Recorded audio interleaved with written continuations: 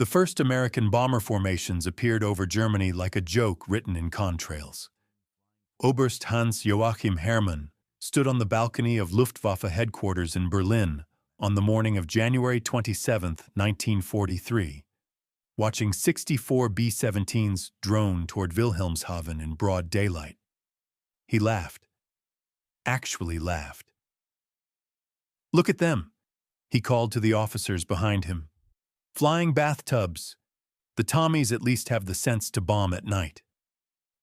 The formations moved with ponderous certainty across the winter sky, tight groupings that seemed designed more for parade grounds than combat. German fighter pilots had already coined a nickname for them: Wehrmots, four motors, spoken with the same dismissive tone one might use for farm equipment. These slow, lumbering giants, bristling with gun turrets like angry porcupines, represented everything the Luftwaffe had trained to destroy. They were daylight targets. They were vulnerable. They were, the propaganda ministry assured every German citizen, proof of American tactical incompetence. What none of them understood was that they were witnessing the overture to their own destruction. Before we go further into this story, I'd love to know, where are you watching from, and what time is it where you are?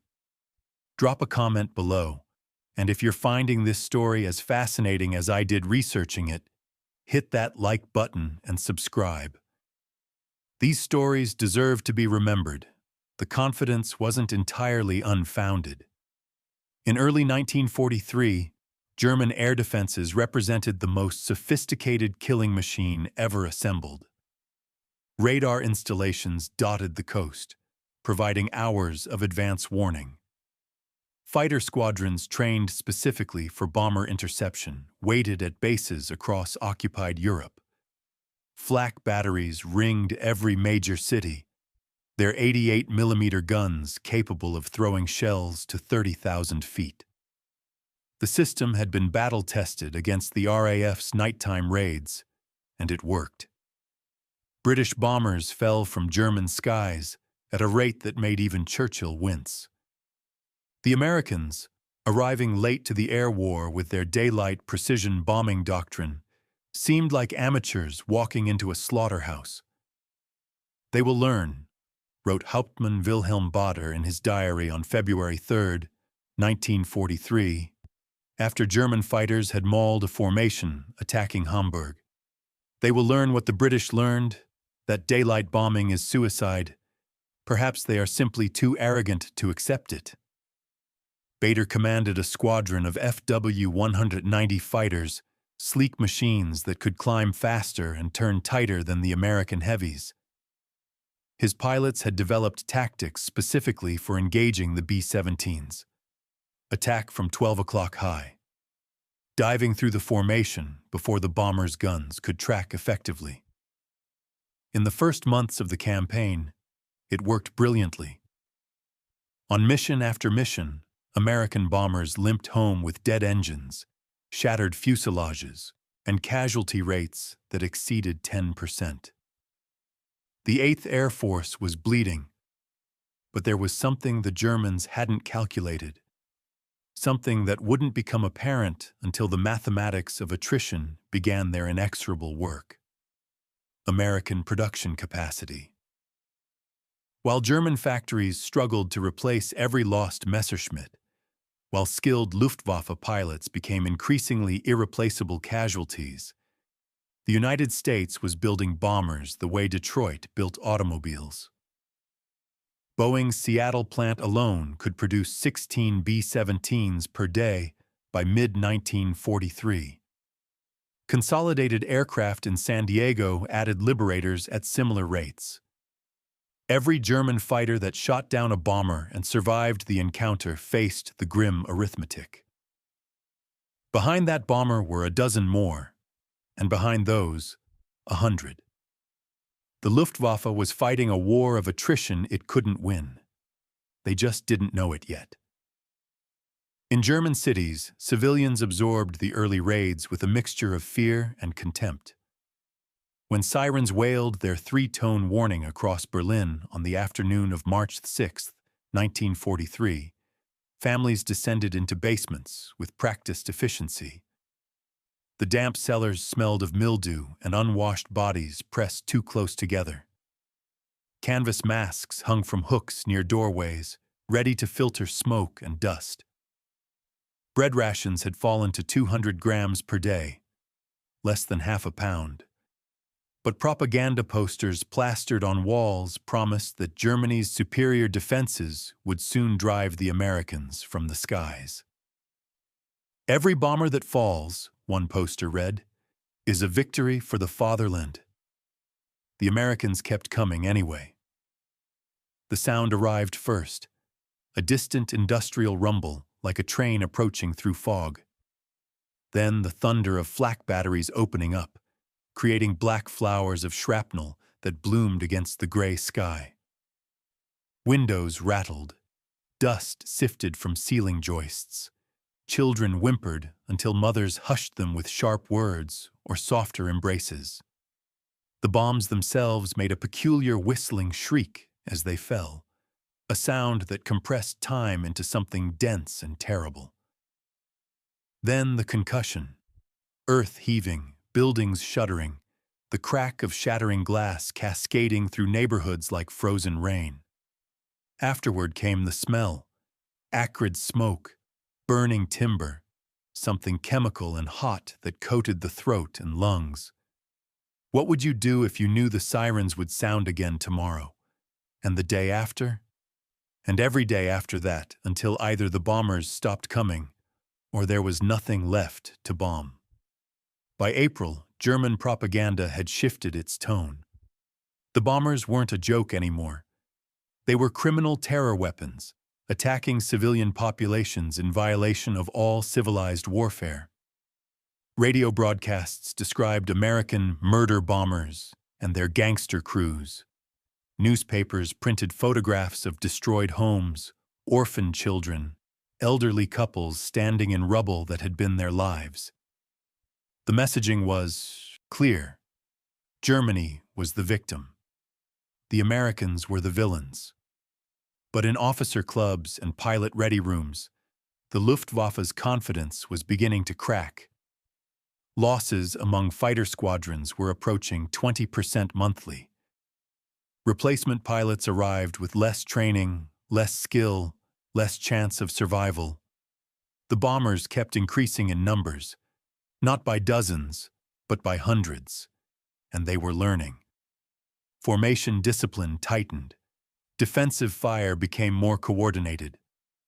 The flying fortresses lived up to their name, creating overlapping fields of machine gun fire that turned attacking fighters into flying coffins.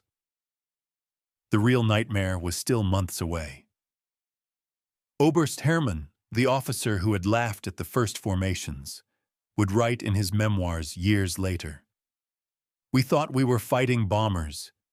We didn't realize we were fighting an entire industrial civilization that could replace losses faster than we could inflict them." By summer, we knew.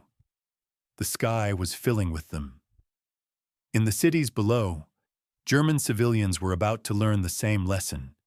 The raids they had endured so far were reconnaissance, practice runs, the overture before the symphony of destruction. What was coming would turn cities into furnaces and reduce centuries of architecture to ash and memory. August 17th, 1943, 376 B-17s crossed the German border in two massive formations, their aluminum skin glinting in the morning sun like a river of molten silver flowing eastward. Unteroffizier Klaus Hartmann, manning a radar station near Munich, watched the scope with growing disbelief as the contacts multiplied. "Unmöglich," he whispered to his supervisor. Impossible. The screen showed not dozens, but hundreds of aircraft, splitting into two enormous streams, one heading toward Schweinfurt, the other to Regensburg. It was the largest American formation yet assembled over Germany. By nightfall, 60 of those bombers would be scattered across the German countryside in pieces, their crews dead or captured. But the balance of power in the air war had already shifted irreversibly. The change had begun quietly in the spring.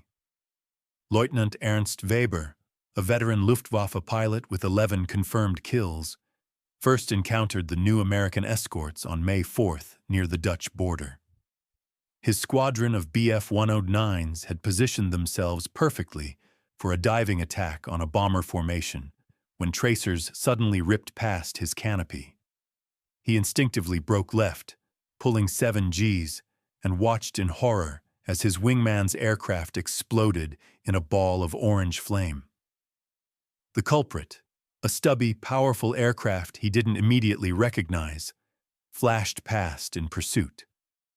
Later, in the debriefing room, intelligence officers identified it from his description, a P-47 Thunderbolt.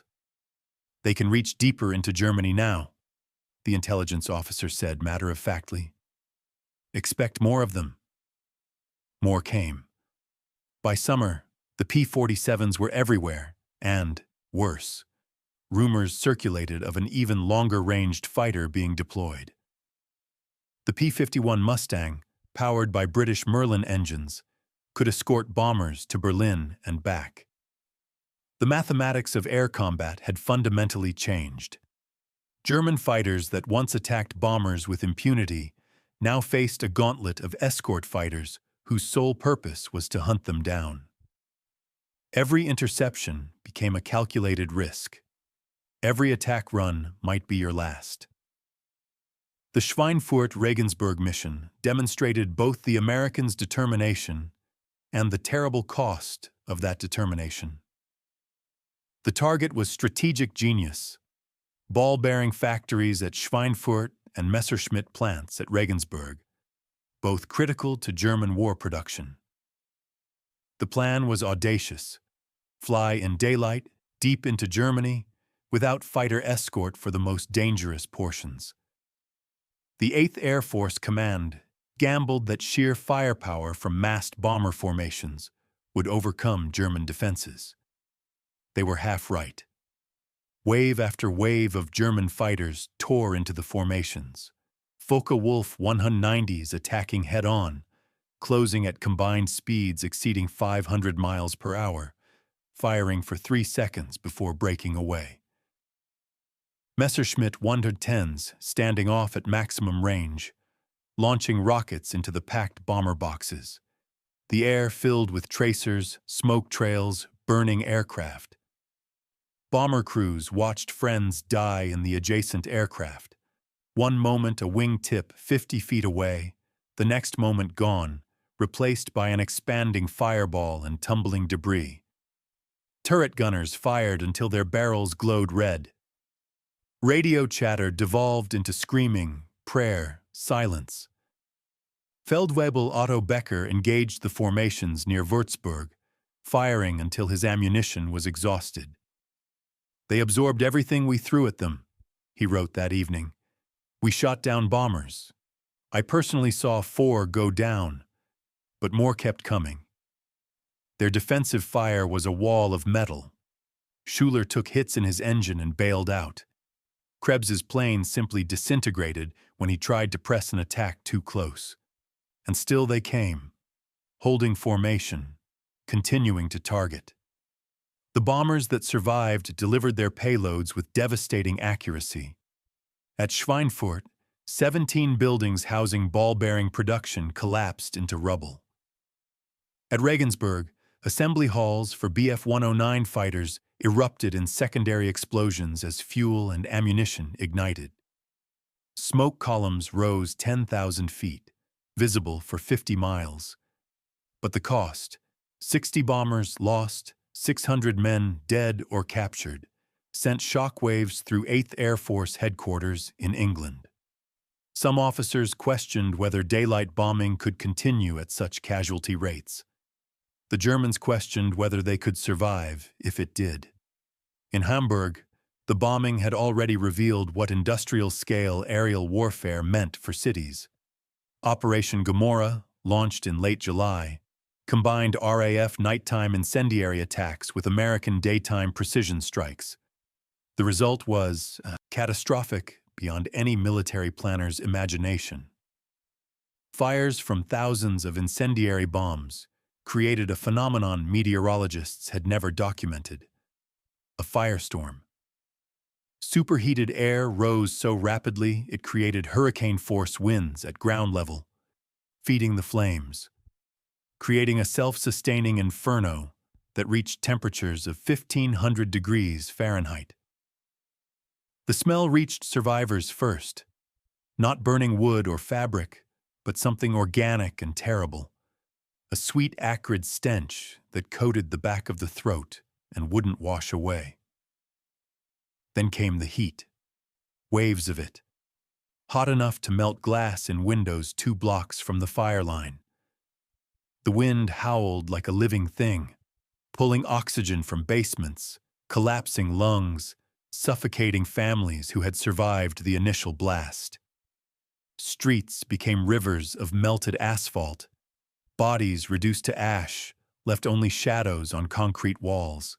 42,000 dead in 7 days. Margaret Fisher, a schoolteacher who survived in a public shelter, recorded the aftermath. We emerged into a landscape from hell itself. Nothing stood higher than rubble. Smoke blotted the sun, creating a twilight at noon that made the destruction seem unreal, dreamlike. Bodies everywhere, some intact, most not.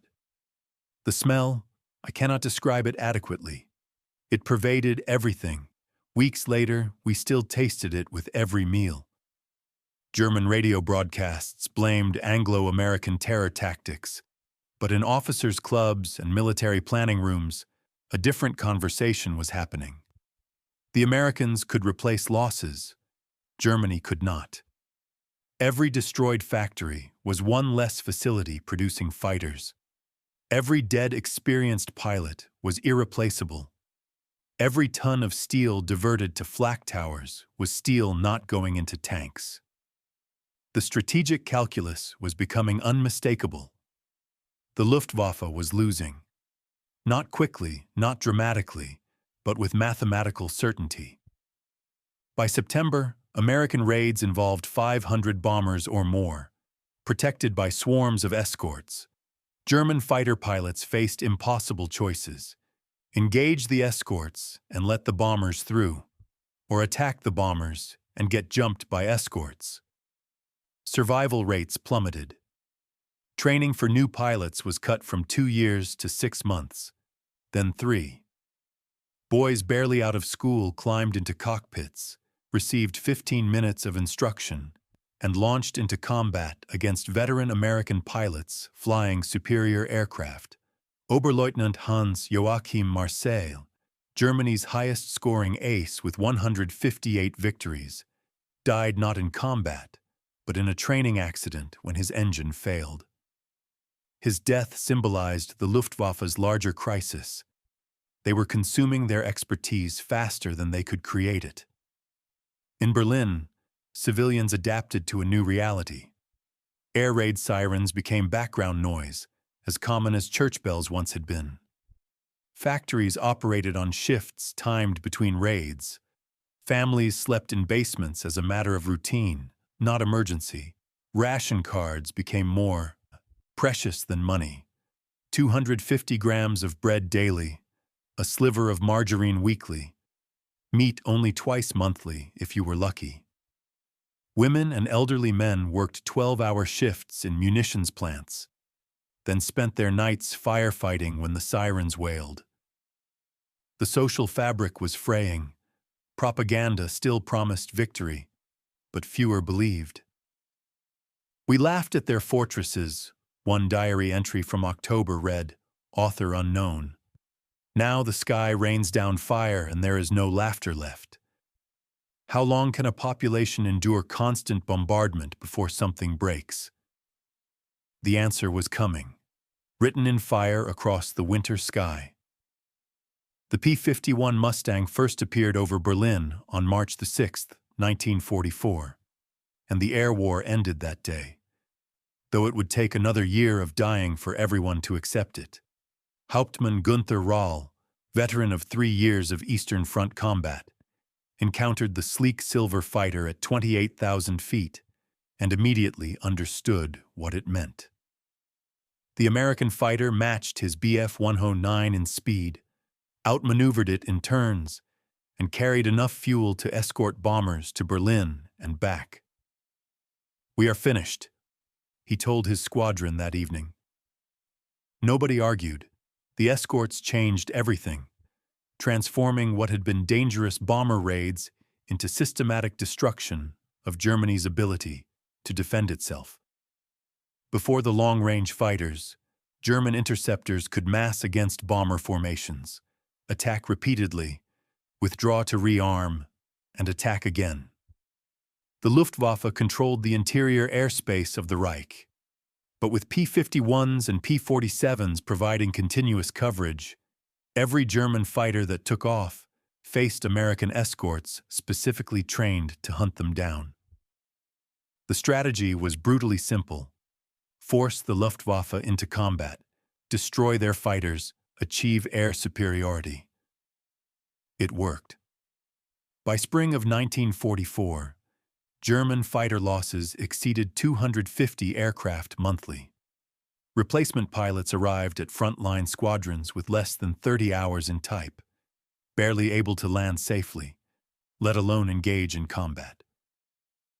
Lieutenant Werner Hoffmann received his assignment to JG-26 on April 2nd after 17 weeks of training, less than half the time his predecessors received.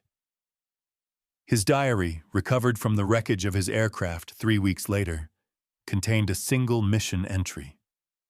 "I saw the American formation, tried to position for attack, and then they were everywhere. The escorts. I fired at nothing. Someone fired at me. My aircraft came apart. I am writing this in the hospital. My war lasted 11 minutes." The bombers themselves were evolving.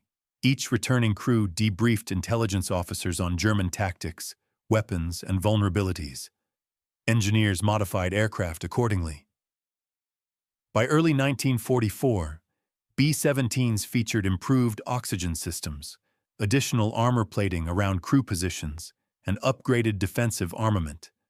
More importantly, formations flew tighter, creating overlapping fields of fire that made head-on attacks, the Luftwaffe's most effective tactic, increasingly suicidal.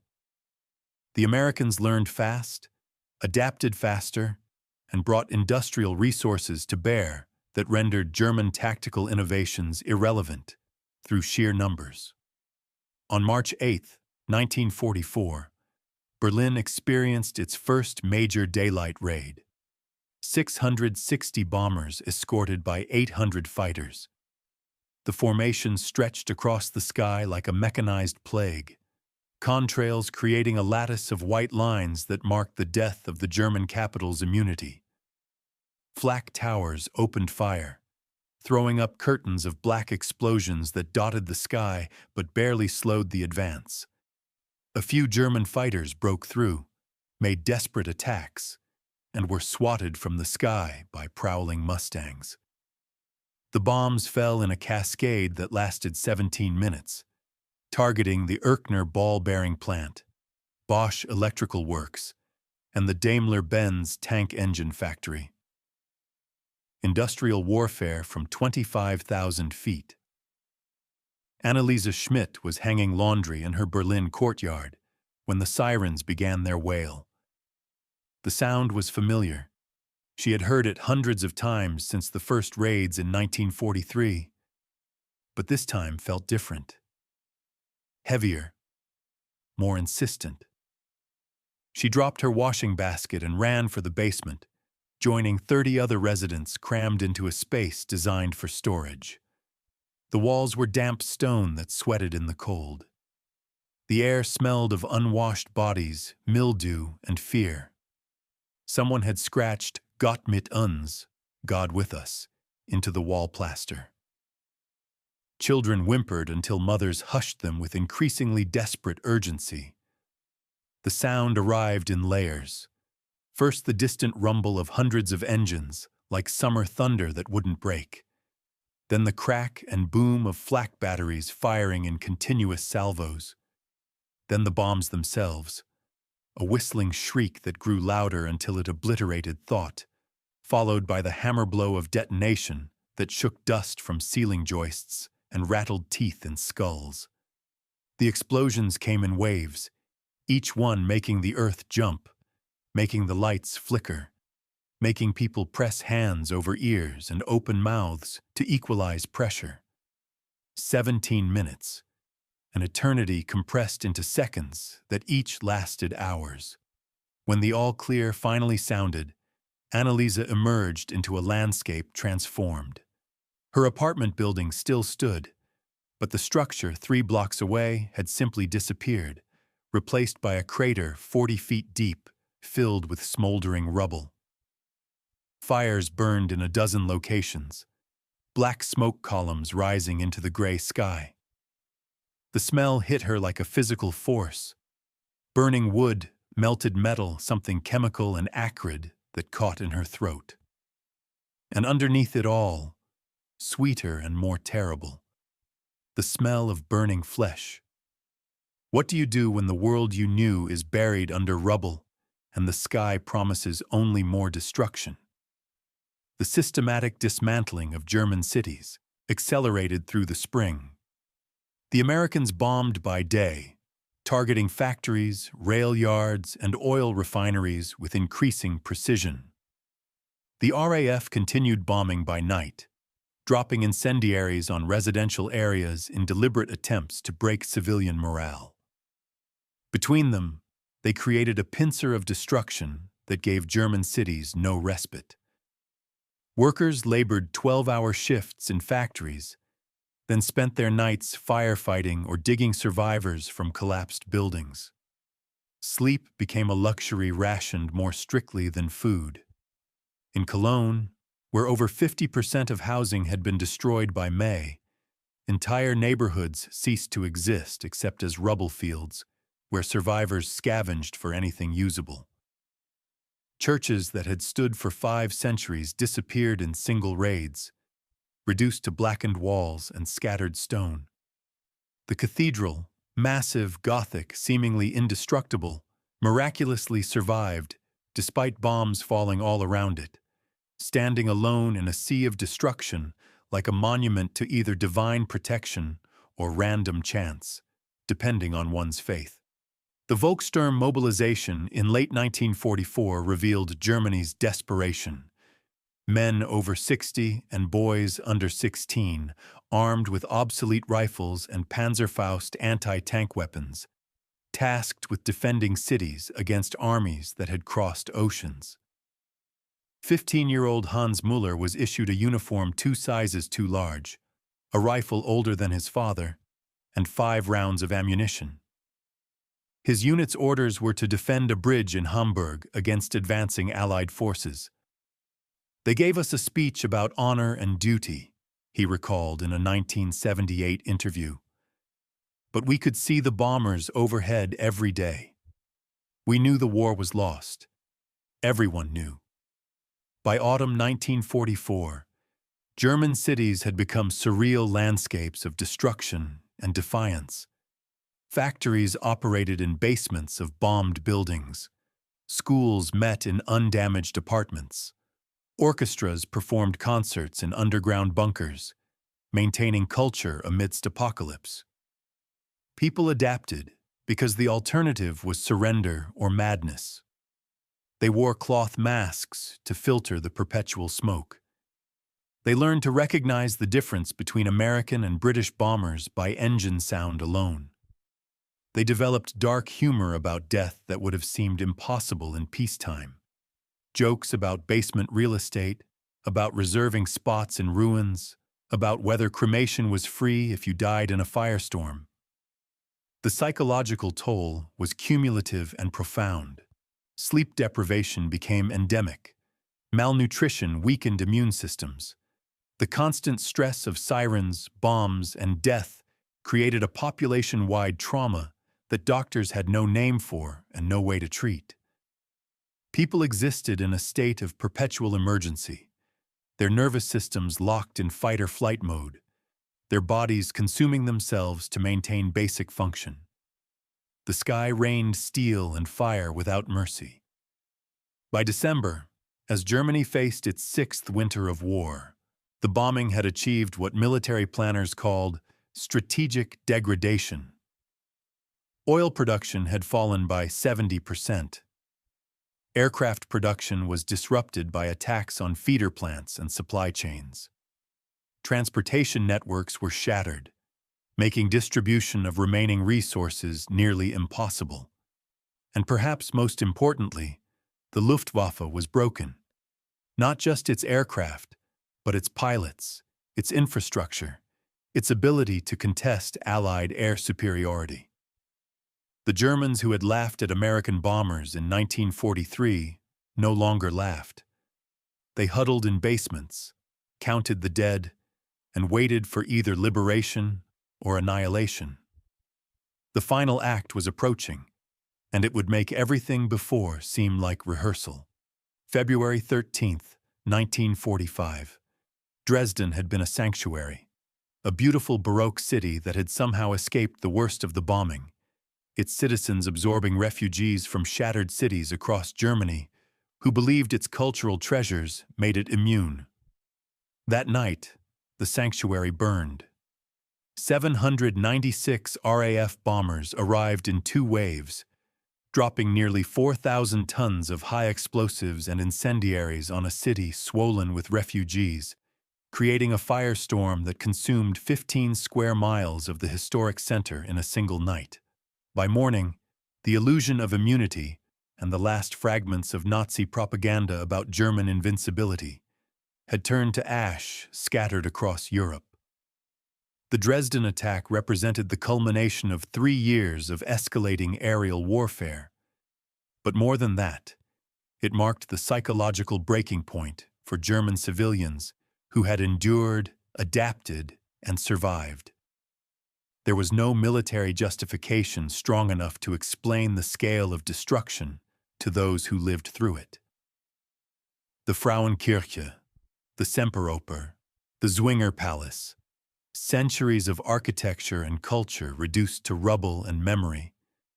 Estimates of deaths ranged from 25,000 to 40,000, the exact number lost forever in the firestorm that vaporized bodies and destroyed records. What remained was a city-sized crematorium, still smoking days later. Margot Hille, a nurse who had evacuated from Hamburg, survived in a water reservoir where she submerged herself repeatedly as the air above superheated. Her account, recorded in 1946, captures the surreal horror. The streets had become rivers of fire. People ran, their clothes burning, their hair aflame, until they simply fell and did not rise. The sound was unlike anything natural, a roaring wind that pulled oxygen from your lungs, a crackling that seemed to come from everywhere and nowhere. We thought Hamburg was the worst thing we would see. We were wrong. The firestorm created winds exceeding 100 miles per hour, strong enough to pull people from shelters into the flames. Temperatures in the fire zone reached 1,800 degrees Fahrenheit, hot enough to melt steel, hot enough to reduce human bodies to ash that blew away in the thermal winds. The Elbe River filled with bodies of those who had sought refuge in its waters, only to die from smoke inhalation or be cooked by the superheated air above. Survivors emerged into a landscape that looked like the surface of an alien planet. Not rubble, but fused glass and twisted metal, ash drifts 3 feet deep, chimneys standing alone like grave markers for neighborhoods that had ceased to exist. What do you tell yourself when civilization itself burns, when culture offers no protection, when nowhere is safe? By March 1945, the American bombing campaign had shifted from strategic targets to simple obliteration. With air superiority complete, bomber formations crossed Germany unopposed, or nearly so. The few remaining Luftwaffe fighters rose to challenge them out of duty or desperation, not hope. Oberleutnant Heinz Knoke, one of the last surviving aces, wrote in his diary, "We climb to intercept knowing we will not return. The escorts are everywhere. Their numbers are limitless. We fight because surrender is unthinkable, but victory is impossible. This is no longer war. It is execution." The final statistics told a story of overwhelming industrial might, translated into destruction. Over 1.4 million tons of bombs dropped on Germany by war's end. 3.6 million homes destroyed. 750,000 civilians dead. Every major German city damaged or destroyed. The infrastructure of modern civilization, water systems, electrical grids, transportation networks, systematically dismantled from the sky.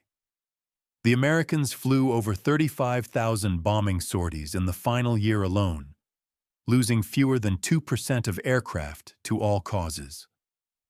The learning curve that began with the costly Schweinfurt raid had culminated in near-perfect operational execution. But numbers alone cannot capture what happened to the German psyche during those years of aerial bombardment. The transformation was psychological as much as physical. The people who had cheered newsreels of German bombers over Warsaw and Rotterdam, who had believed in German technical superiority and destiny, who had laughed at American bombers, those same people emerged from basements into destroyed cities and confronted a truth that propaganda could no longer conceal. They had lost. Completely. Irrevocably. Werner Volkmann, a former Hitler Youth leader turned factory worker, wrote in April 1945 as Soviet artillery shelled Berlin, "We called them cowards for bombing civilians. We said they lacked the courage for ground combat. But they destroyed our cities, broke our industry, dominated our skies, and still had strength left to invade from 3 directions simultaneously." This was never about courage. It was about capacity. They possessed resources so vast that defeating us was simply a matter of applying sufficient force, and they had force to spare. The psychological impact extended beyond military defeat. Germans who survived discovered that everything they had been told was inverted truth. The American industrial system they had mocked was vastly superior to their own. The democratic society they had dismissed as weak had mobilized more effectively than Germany's totalitarian state. The mongrel nation had produced better aircraft, better tactics, better strategy. The ideology that promised a 1,000-year Reich had delivered apocalypse in 12 years. Some refugees, walking westward through the ruins in the final weeks, encountered American bomber crews whose aircraft had been shot down earlier in the war. The prisoners, held in camps under Geneva Convention rules, were often healthier and better fed than German civilians. The contrast was devastating. One diary entry from April 19th captures the cognitive dissonance. "We starve while our enemies' prisoners grow fat. They bomb our cities to rubble while theirs shine with electric lights. They produce aircraft by the thousands while we scrape together dozens. How did we ever believe we could win?" The end came not with dramatic surrender, but with exhausted collapse. The bombers continued flying missions until May 8th, sometimes returning without dropping ordnance because there were no targets left worth the expense of bombs. German cities smoldered under occupation, their populations shell-shocked, malnourished, traumatized by years of bombardment. The promised final victory had become simple survival. The Germans who had mocked American bombers in 1943 learned a lesson written in fire across their cities. Industrial capacity, properly mobilized, trumps ideology, tactics, and will. The sky had rained down steel and flesh until nothing remained but the truth they had refused to see, that they had challenged a nation with essentially unlimited resources and lost in exactly the way mathematics predicted. Decades later, survivors would speak of the bombing with a mixture of trauma and grudging respect. They had witnessed what total war meant when waged by an industrial superpower that could absorb losses and replace them faster than enemies could inflict damage. The laughter died somewhere between Schweinfurt and Dresden, replaced by an understanding that would shape German consciousness for generations. They laughed at the bombers, then the sky fell. And in the aftermath, amid the ruins of cities and certainties, they learned that mockery is a poor defense against overwhelming power employed with relentless purpose.